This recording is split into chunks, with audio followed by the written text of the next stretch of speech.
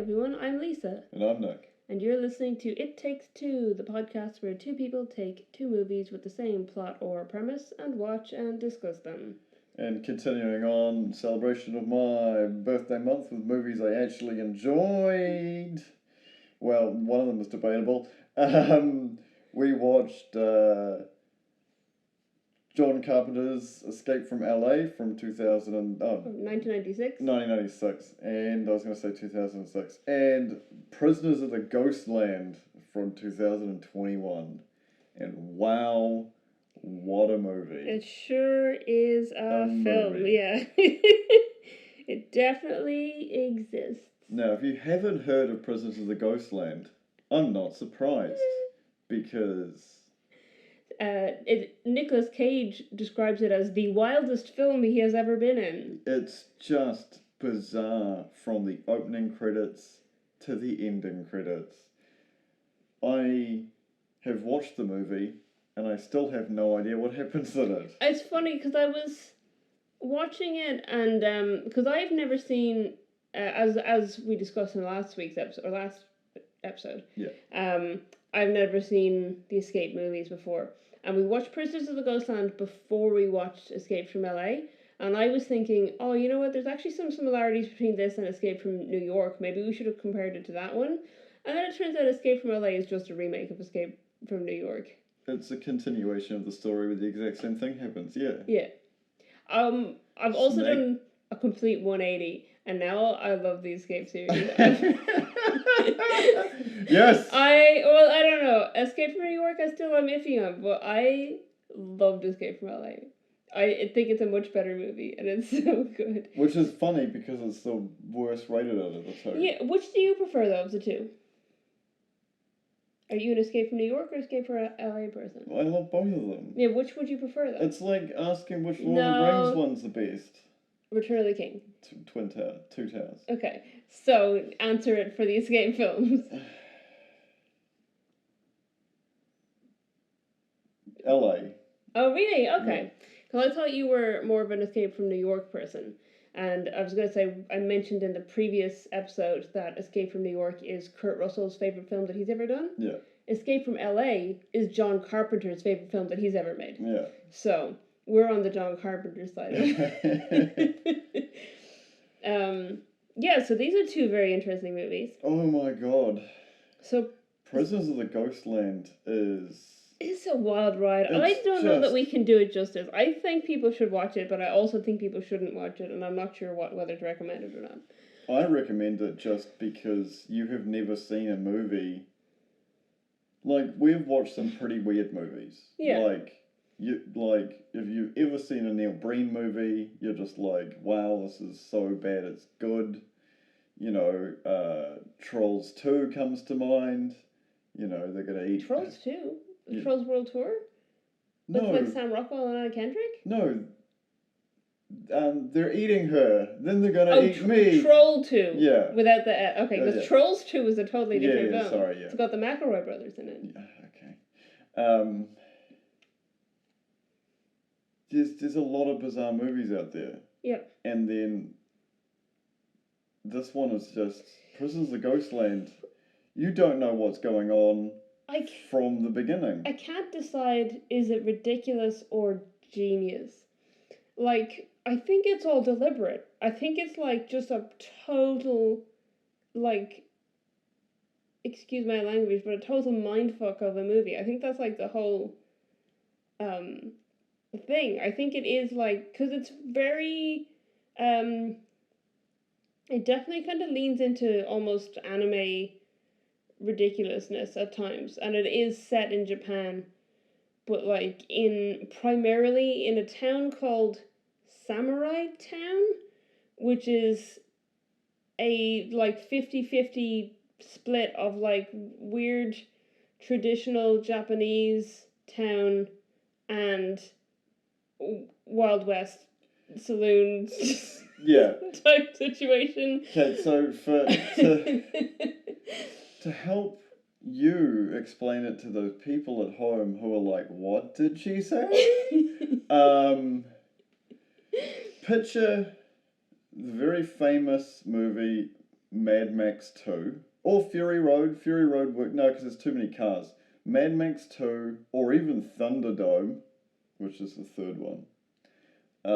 Except it's set in the Westworld story, because there was also the samurai, like the Japan world as well. That was in the TV show. I don't know if you no, I haven't watched it. So I will eventually at some point. I'll get to it. Westworld, you think it's like the only thing, and then spoilers for Westworld. And then later on, they actually go to like Japan world with a samurai. Right. It's like a weird Epcot mashup, because like Epcot is a theme park where there's like a whole section where you just kind of walk through different countries of the world.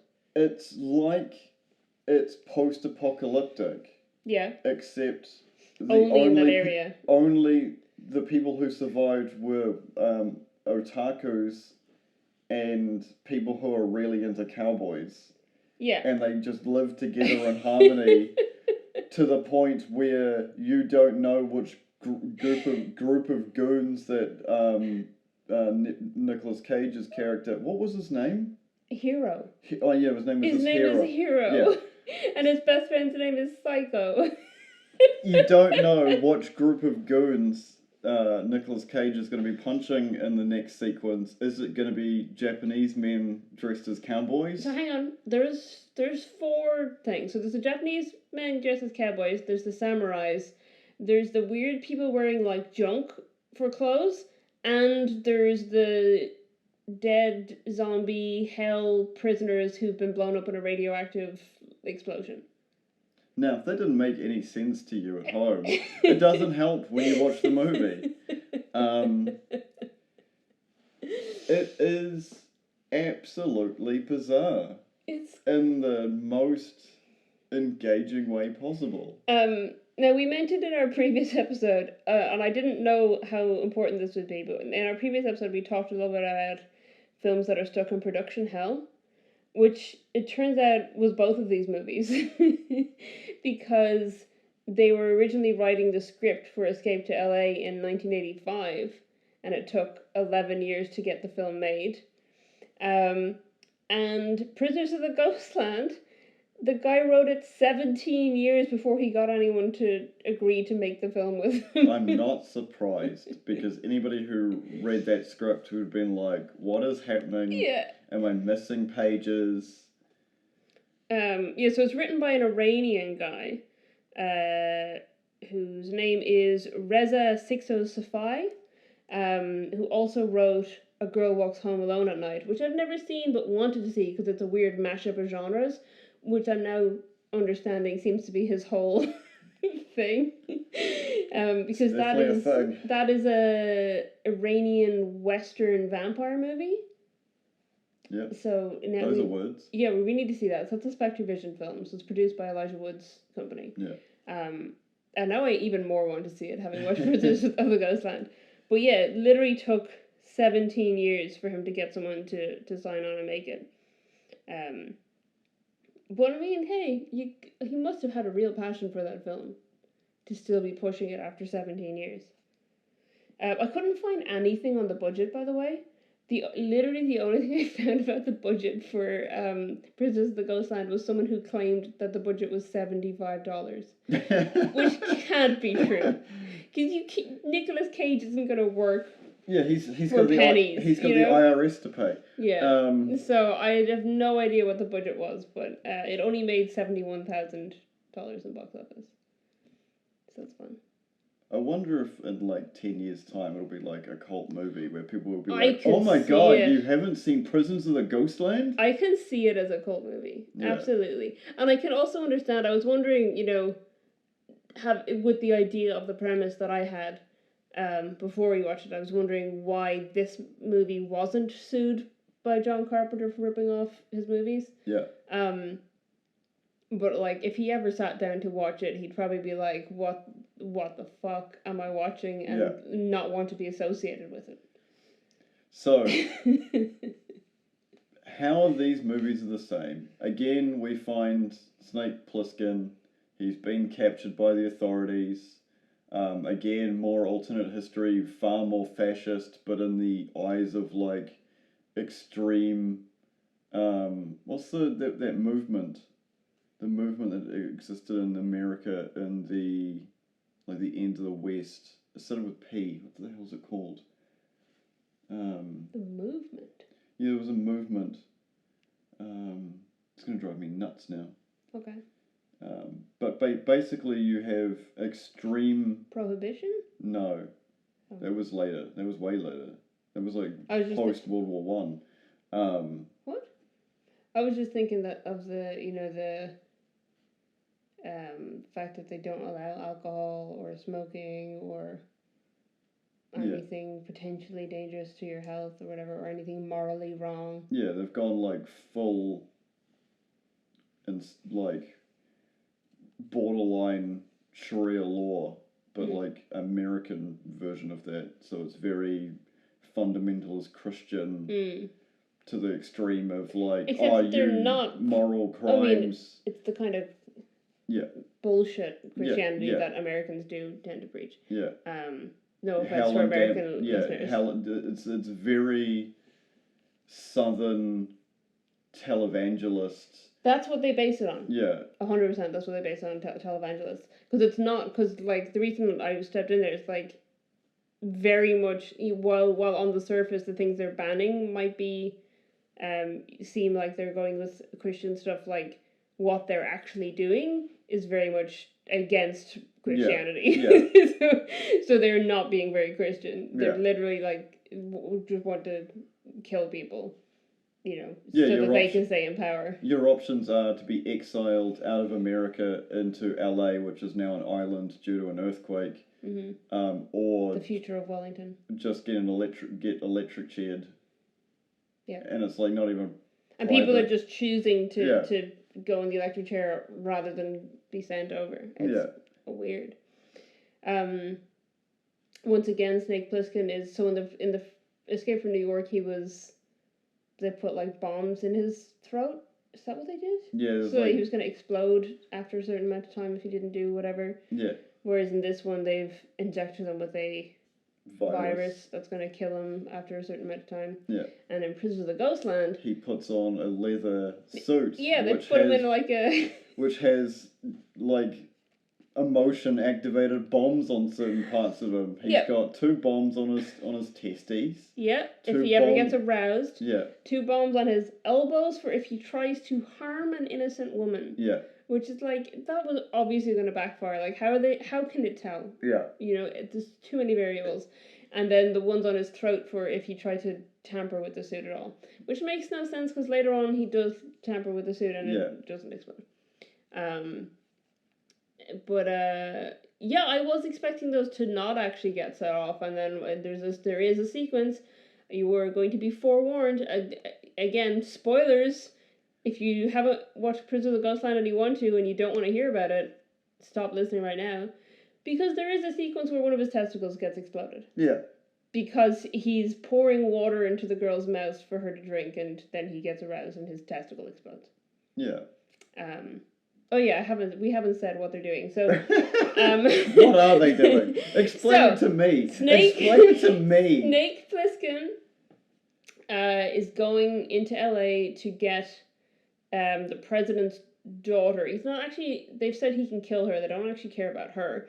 But she was radicalized through VR by a terrorist from... So there's someone in Southern America? Is he from Cuba? No, where is he from? I can't remember. Alright, they mention Cuba and they mention... did they mention Mexico or Peru? I think he's Peruvian? Maybe. I don't know. They mentioned a whole bunch of Southern and Central American countries. I think he might be Peruvian. So she's been radicalized by this guy through VR because her sister committed suicide and she got so withdrawn she withdrew into the cyberverse or whatever and met this guy in VR, and then he convinced her to steal this device that her dad, the president of the United States, had, which... Sort of Damocles. Yeah. So this device will allow them to turn off all technology in whatever areas they want to target. Yeah, so basically it's a bunch of satellites in space that have giant EMP, electromagnetic pulses, which, yeah, you can target a taxi cab or an entire country. Yeah, so he has to go get that back. In Prisoners of Ghostland, again, both of them are prisoners. So Pliskin, I don't know what he's done this time. He's just always doing dumb shit and getting arrested. And Hero Robbing banks. Hero in... Wait, was Nick Pliskin robbing banks? Yeah. Oh, okay. Because Hero in Prisoners of Ghostland also robbed a bank. Okay, I didn't even cop that. So in Prisoners of Ghostland, he robbed a bank and he was imprisoned. And while he was imprisoned, this nuclear apocalypse happened. So he didn't seem to even know what had happened. I don't even think the people who lived there knew it happened. It was... So he's brought out of imprisonment by the governor of Samurai Town, who wants him to find his adopted granddaughter who ran away from home and went to the Ghostland where no one comes back from, and he wants her back because he's doing some shady shit with a whole load of adopted granddaughters that he's, like, doing weird sexual shit with. This is my reading of it. Maybe I'm wrong. So he's zipped him up in this weird leather overall and gone, hey, go get her from the desert. And he gives him, like, a fancy car, and he just gets out of it and gets on a bicycle and cycles away, and he gets real mad about it. He just gets so angry that Nick Cage chooses to go on a bicycle. They get this given... In all the movies, they get given, like, a really random amount of time. Yeah. So, in Escape from New York, he's got 24 hours, which then becomes 22 hours, because that's when the president has to be in conference with the world leaders to negotiate for peace. I can't remember the time limit. The time limit on... In Lockout? Lockout. I don't think they gave him a specific one. They just were, it was, I think they were estimating like 90 minutes or something until they realized that, or 3 hours maybe? I don't know. So until they realized that it was the president's daughter that they had. I thought it was until, like, the satellite crashed into the planet, the space station. No, because they didn't know it was moving until it crashed into the space station. Right. No, it was, they were trying to get her out before they realized it was her. It was her, yeah. And then... Escape from LA. He's got 10 hours. Yeah. Which seems like a really short amount of time in comparison to 22 from the previous movie. And Prisoners of the Ghostland. He's got 3 days. 3 days to get her, but then if she says her name into the microphone on his wrist, it'll voice activated, give him 2 extra days to get her back. Yeah. Which seems like the most ridiculous one of them, because, like... Exactly. It's like an hour away. He only needed, like, 5 hours to go get her and come back, really, so I don't understand how it took him 3 days, except that he kept blowing up his testicles. Well, he only did that once. Yeah, but he blew up his elbow as well. And I don't even understand how, because I don't think he was trying to harm an innocent woman at the time. The first thing he did was crash the car, and then passed out for a day. But he also didn't take the car. So I got really confused by that sequence, because he left the car behind, but then he... Yeah, and then the samurai dude turned up. Yeah. And gave him the car. Then he gets confronted by the black samurai and the nuclear apocalypse people. Then he just floors it, and then he wakes up on the ground and he's crashed into the wall. And then they reenact the sequence from Gladiator, where he gets dragged in a thing past crazy people through the 3 p.m. toilet paper parade, past the mannequin people, who are covered in chunks of mannequin. Can I just interrupt here to say that one of the IMDb trivia for this movie was that Nick Cage met his 5th wife on set. So naturally, I got curious and I looked up what she did, like, was she a crew member, was she an actress? So she's an actress, and she's credited in one film, which is Prisoners of Ghostland, and her credit is Mannequin Woman. So she's one of the women dressed as a mannequin, and Nick Cage was like, I'm gonna marry her. Bizarre. What a weird way to meet your wife. She's just dressed as a mannequin. So yes, past the mannequin people to the doomsday clock that they're physically holding with a rope. Yeah. Oh, I forgot about Ratman. Ratman! I like Ratman. He was a nice guy. Yeah. Ratman are like techno junkies who are rebuilding there's a subculture of Japan that's about the trucking. Okay. And the truckers pay, like, ridiculous amounts of money to, like, soup up their trucks by putting, like, neon lights and getting, like, stuff airbrushed on the side of them. So it, like, falls into that weird subculture.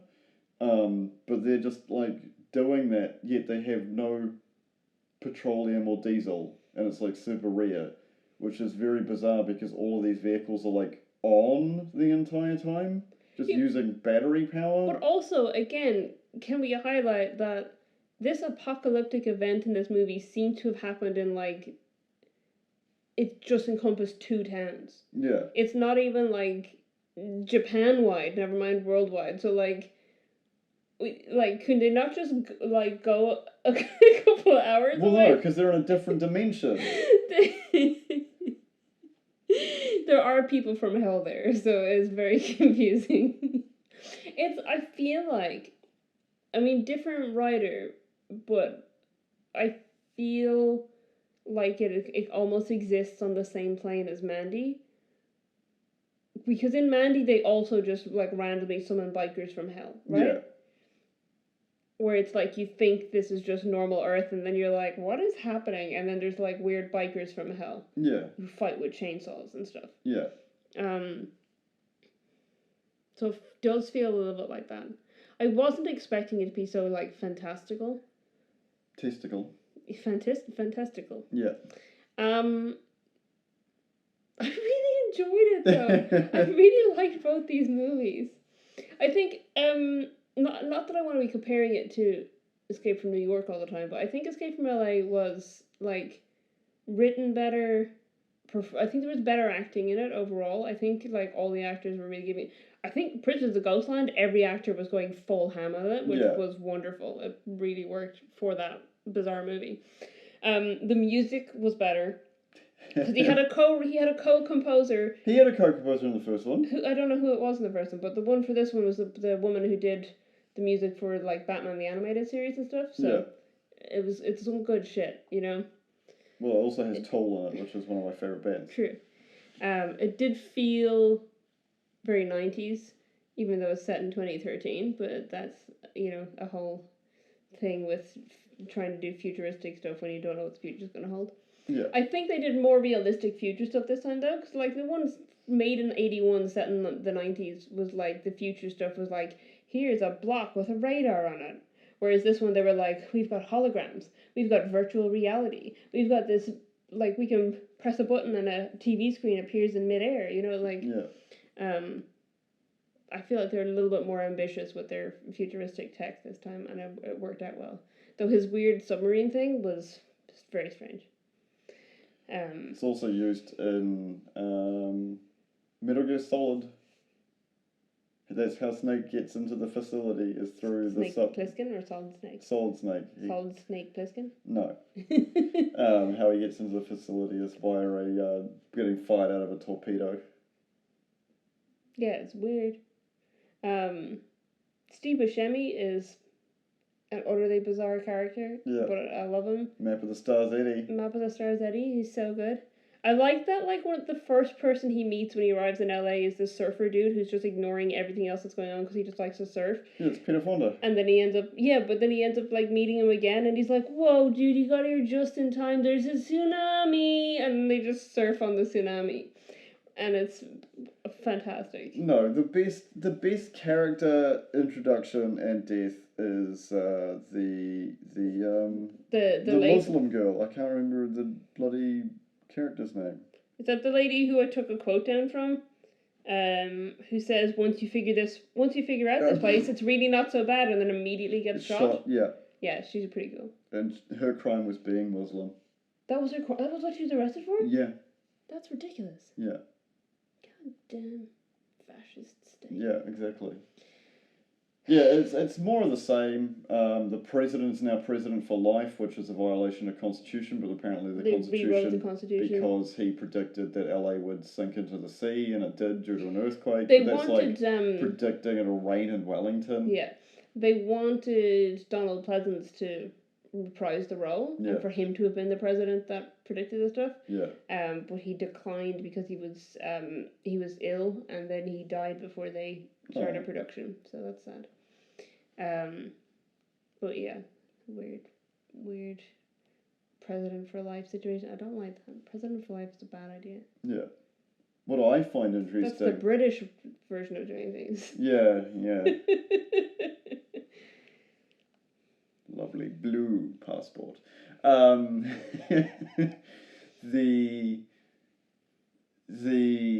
setup to escape from New York and escape from LA and then escape from either America or Earth, which I previously mentioned. Which they did make, by the way.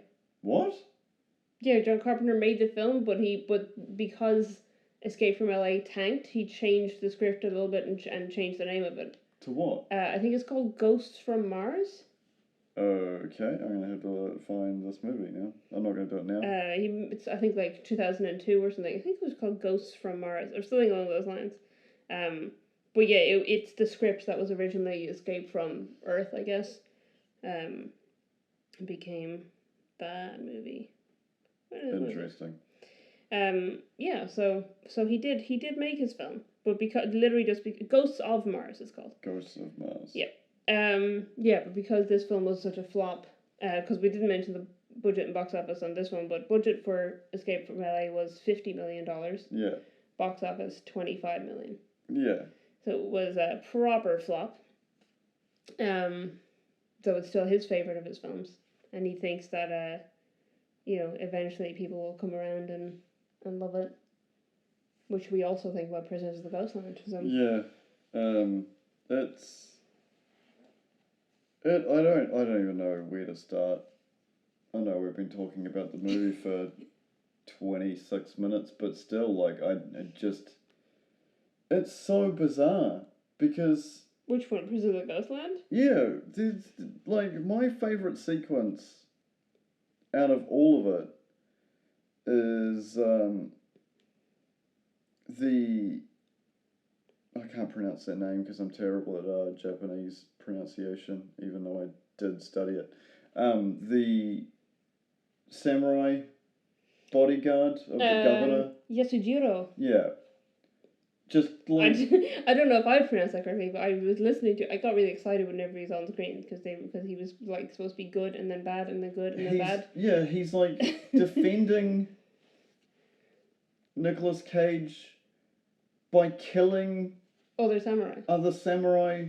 Yeah, well, he's only working for the guy because his sister is one of the women that's being held captive by this guy as like a sex slave or whatever, and he was promised that if he dedicated his life to him, then she'd be set free, which isn't happening. But he's like obviously got like a whole loyalty thing where he wants to be loyal to the guy, but also wants to say, fuck you. So like he's just straight up keeps killing his own samurai repeatedly, like at multiple points throughout the movie. There's a moment, which is an explanation you won't understand, where Nicolas Cage goes full John Wick, and I really appreciated it. It was great.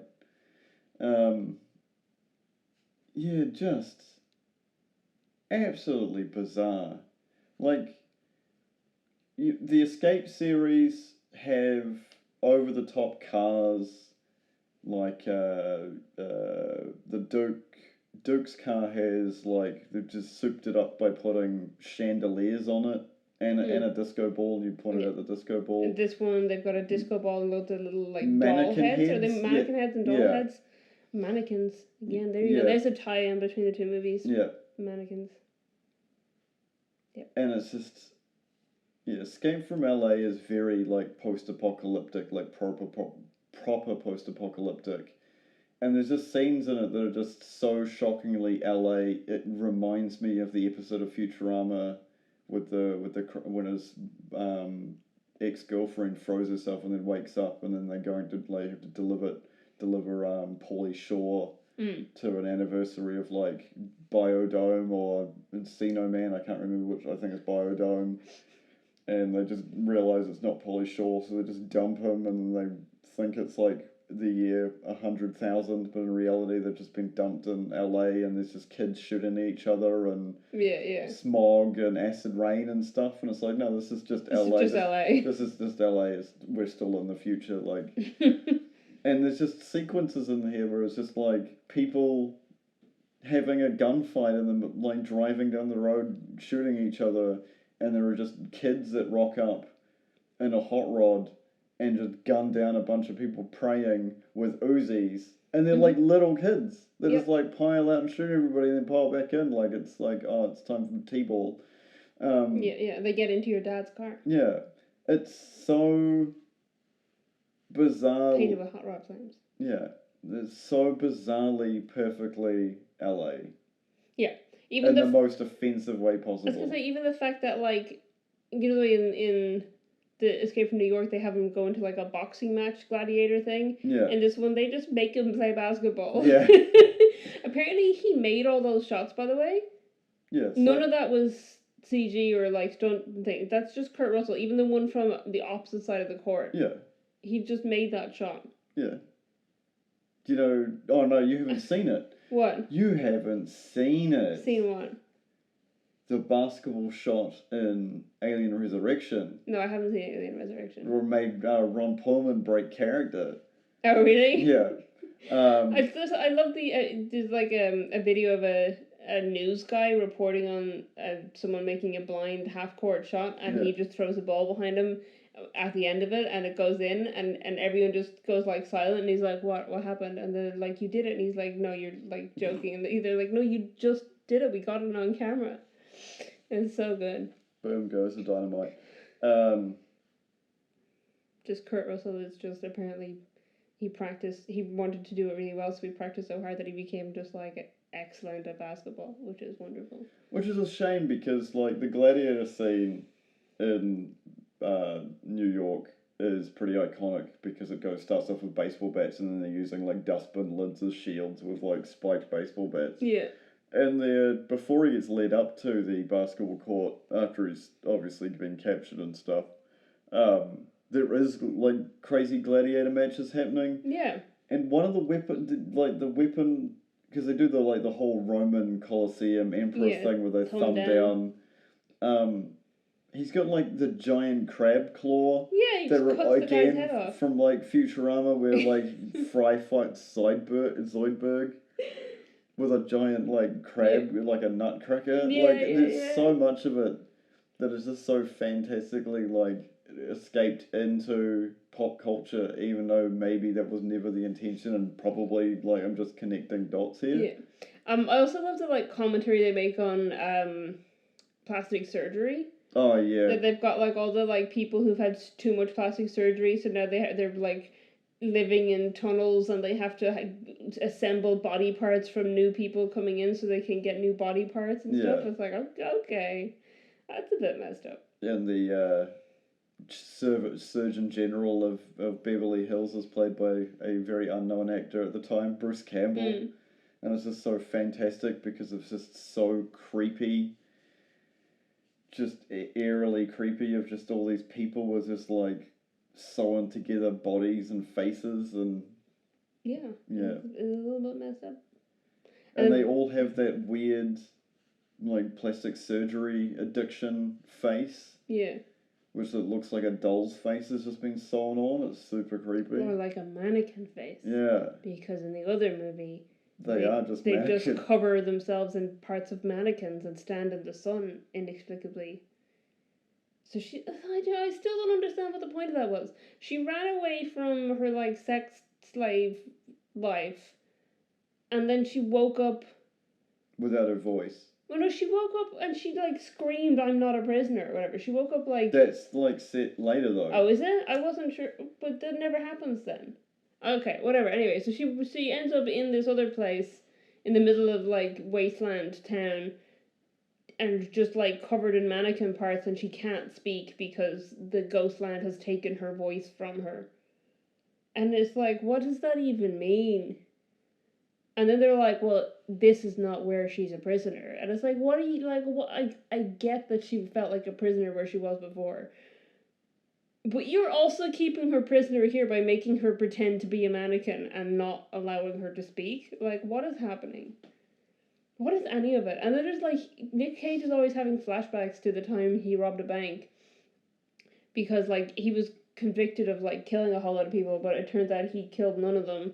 His partner in crime killed all these people, including, like, a small child. And, like, every time Nick Cage goes to sleep, he sees them, and then they're, like, in this ghost town, and they're, like, asking him to help them and stuff, and it's like, what is any of it? What is a movie? My favorite is, like, they overplay the little boy that gets shot. Yeah. Who's eating bouncy balls, claiming they're like gumballs out of a machine. Because they literally bounce. Like, gumballs do not bounce. They're not pre-chewed gum. They're like gum covered with like hard candy to protect the gum from like... He's just eating like ping pong balls. Yeah, but it's just the fact that he just is always just zoom in on the kid in the crowd and he does the thumbs up and then turns around. And he's got a mask on the back of his head. Yeah, they're all, like, there's bunches of people wearing like the fox masks and the kabuki masks. Yeah. And it's just... There's also no explanation of why Nick Cage was living in this small Japanese town to begin with. Like I said, I don't think... And why is their governor some white dude who's clearly supposed to be like Texan with like the massive 10-gallon hat and stuff? He's like what's his name? Doug Dimmadale Dimsdale Dimmadome from Fairly Odd Parents. The mayor of the town, who's like this tiny little guy with just like a hat that's like 6 feet tall. Yeah. Except that he's got like a harem of adopted grandchildren that he wants to have sex with. You're talking about the movie, not the show, right? Yeah, that's not in Fairly Odd Parents. I don't remember that part in Fairly Odd Parents, but I could be wrong. That's what's in the Dimsdale Dimmadome is just women. Anyway, yeah, it's a weird movie.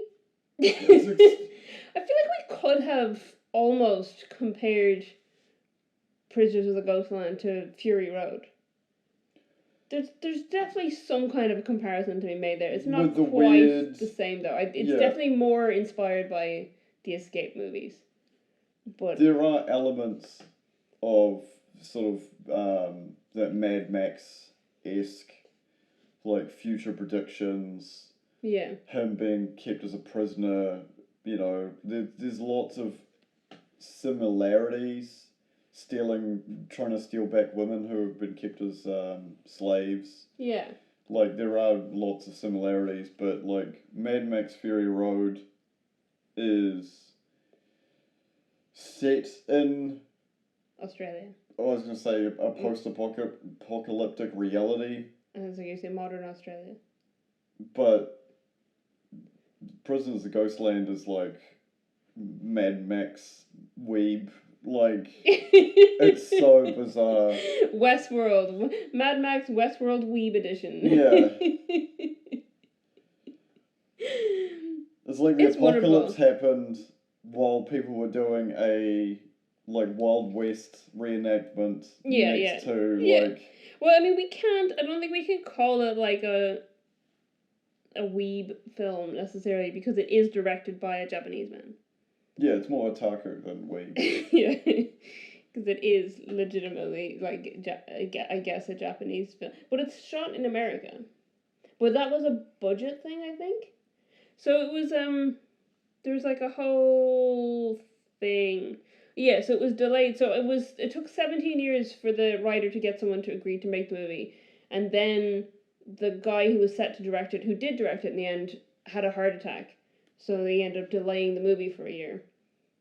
And apparently Nick Cage was just super nice about it and arranged for like a cheaper place for them to produce it and whatever and everything. It was just like a really great guy. So the director, Sono, has said Nicolas Cage is the easiest person he's ever worked with. And he said, he brought me back from the dead. Wow. So, so there you go. So Nick Cage made his life easy. But yeah, again, it was a production hell situation where, like, after 17 years, finally starting production, and then the director has a heart attack. But yeah, they moved production to I think it was to California, funnily enough, considering we're comparing it to a movie set in LA. But I don't know what else to say. Like, it's just so bizarre. Like, some of the other movies that the Elijah Woods company has produced. Oh, they moved it to Mexico. So it was supposed to be shot in Japan. It was shot in Mexico instead. Wait, sorry, continue. Mandy's strange, but it's enjoyable strange because it's like the sort of like a weird, trip to hell to, get a dead like a dead person back from hell kind of. Mandy is fighting the devil kind of thing. Yeah, Mandy is just the way I always see Mandy is that it is the cover of a heavy metal album turned into a film. Yeah. And then you get like the Greasy Strangler, which is just that sub-reality, but it's like there are laws and rules that fit with our reality. Like nothing has changed beyond that. Was it other Elijah Wood movie we watched was like Sasha Grey with the hacking and the thing? Open Windows? Yeah, was that same company? As what? At his production company. That was Spectrovision, yeah. So they are weird.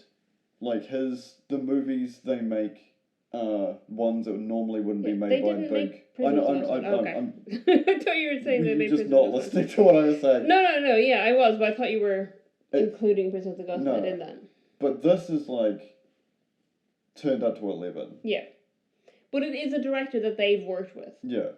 And possibly this might be, the fact that he worked with Spectrovision and got that other film made might be why he ended up finally getting this script made. Yeah. Though I'm surprised Spectrovision didn't jump on this script. Yeah. Especially considering they worked on, Mandy and Colorado Space with Nick Cage as well. So this one was produced by XYZ Films, or I guess XYZ, is that probably how it's pronounced? Who I think they did I Don't Feel at Home in This World Anymore. Yeah, which is a good movie. Which is a very good movie, but also is a, almost sub-reality to some extent, because there's about a suburban mom just kind of, or that's not even mom, just some suburban lady being like, okay, screw this, and getting involved in weird gang violence. Yeah. It's not quite to the extent of this one. Not as quite to fighting samurai and cowboys. They made The Raid, or they produced The Raid, which I guess has some similarities to these kind of movies. That's in sort of reality. Yeah. Tusk, they produced, which is definitely sub-reality. Tusk is a great film. Yoga Hosers, obviously, same vein. So I think they also make. So this is what I was looking for, which I thought is that they were another production company that worked on Mandy with Spectrovision. Oh, okay. So and Colorado Space. Oh, interesting. I don't know. Well, okay, so I think for both those films, Spectrovision was the main production company, but XYZ Films maybe they did distribution. No, production. They do film production. Yeah. Interesting. So they obviously did some production work on those films as well. So they have worked on these kind of weird sub-reality films. This is just... I watched the movie and I still don't know what happened. Did you enjoy it? Yeah, but it's like enjoying a car accident. It's like going to a car race hoping to see a crash. This was just a crash. I think it was deliberate. Well, obviously. No, you know it's what I mean? It's not like Well, you haven't seen Neil Breen movies, but I've watched the first 20 minutes of 4 Neil Breen movies simultaneously. Okay. And that's all I ever need to do. No, it's not. I don't need to watch more than that because they're all exactly the same. We could literally watch every Neil Breen movie and do a single episode about it. Okay, let's do it. There's a list. I don't want it for your birthday. No. The thing about Neil Breen is he's a hack. Yeah. That's why his movies are like they are, and he produces himself, and he stars in himself, and writes them himself, and he is like white Jesus, and they're hacky and garbage. Yeah. And that's why people love them. This is high quality bizarreness. Yeah, this is very deliberate genre mashing and like just trying to take your expectations and go on a different, like literally slip into a different universe to where your expectations are. And I think it works, but I think you need to be very open to it. You know what I mean? I don't think you can go into this movie expecting a normal movie, because then you'll just be confused and annoyed. Yeah. I think you gotta be really open to it being a totally bizarre movie. So I think if you're like us and you're like willing to watch things like The Greasy Strangler and Mandy and, you know, that kind of stuff, it reminds me a little bit, maybe it's just the Western stuff, of Nope. Yeah. But yeah, I don't know. It's an odd one. I definitely do think it's similar to Escape from LA. It's definitely one of those movies where I will now force other people to watch it. Oh yeah, that's a Greasy Strangler for me. Yeah. I mean, you know, we did a guest spot on a different podcast. Shout out to Cult Connections. And we made him watch the Greasy half the fun was making Ian from Cult Connections watch The Greasy Strangler. Because it's just like an utterly bizarre film. And it was like, you know, when I first watched it, a friend made me watch it, and then I was like, I need to inflict this on other people. Yeah. You know, it's that kind of movie, and I feel like, yeah, this is up there. It's definitely not like, it's not like when we saw The Unbearable Weight of Massive Talent, because, you know, people will say that like all Nick Cage movies are like this. When I saw The Unbearable Weight of Massive Talent, I thought, this is a fantastic film, and I want people to see it because it's a fantastic film. Yeah. This one, I just want, like, people to experience it. Do you know what? I've thought of another example. Sorry to Bother You. Yeah. Yeah. I want everyone to watch Sorry to Bother You. I want everyone I've ever met to watch Sorry to Bother You and decide based on that whether they want to remain my friend or not. You know? So it's in that vein of film where it's like, you know, if you enjoy this, we're probably gonna get along well, and if you are totally baffled and hate it, then like maybe we shouldn't watch movies together. It's like when like I had friends in school who I recommended Napoleon Dynamite to, and then they went to see it in cinema without me, and then they were like, was that a joke? Why did you send us to see that terrible movie? And I am no longer friends with those people. Not because of that, but it definitely was like a moment where I was like, oh, we are not on the same page about things.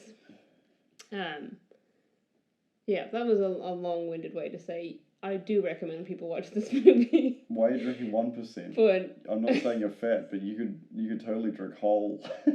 Thanks. Yeah, I think. Yeah, you just really need to have an open mind if you're gonna go watch this movie.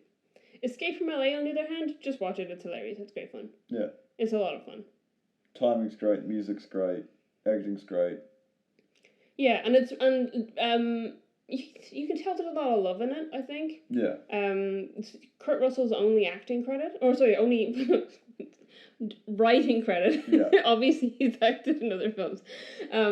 It's his only writing credit, and it was largely because, like, you know, he was just really pushing to get it made because he enjoyed playing Snake Plissken so much in the first movie. Yeah, it's the original Chronicles of Riddick. Yeah, so he wrote the whole ending of the movie. Yeah. Was all Kurt Russell.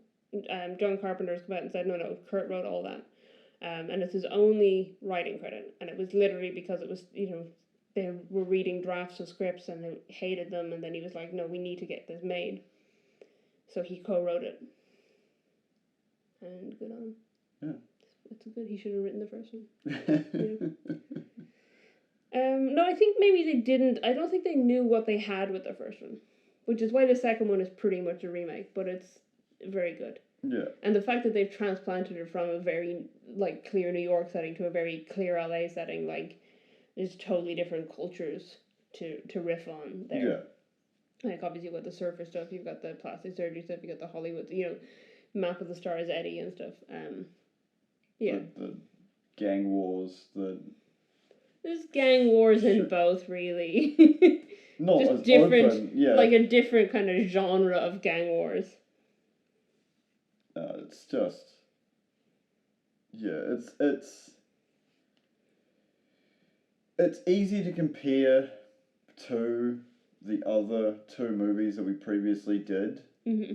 If you were looking at it objectively from the other side of it, so not a person who's been the reluctant hero who's been either infected with a virus or had bombs strapped to him to go and rescue a girl. Yeah.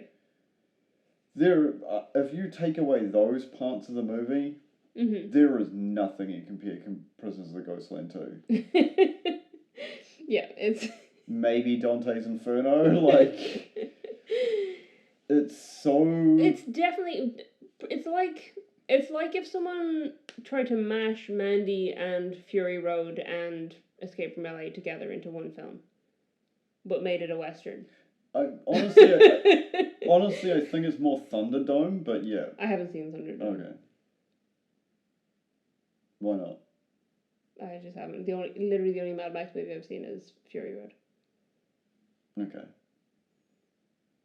That's awkward. Anyway.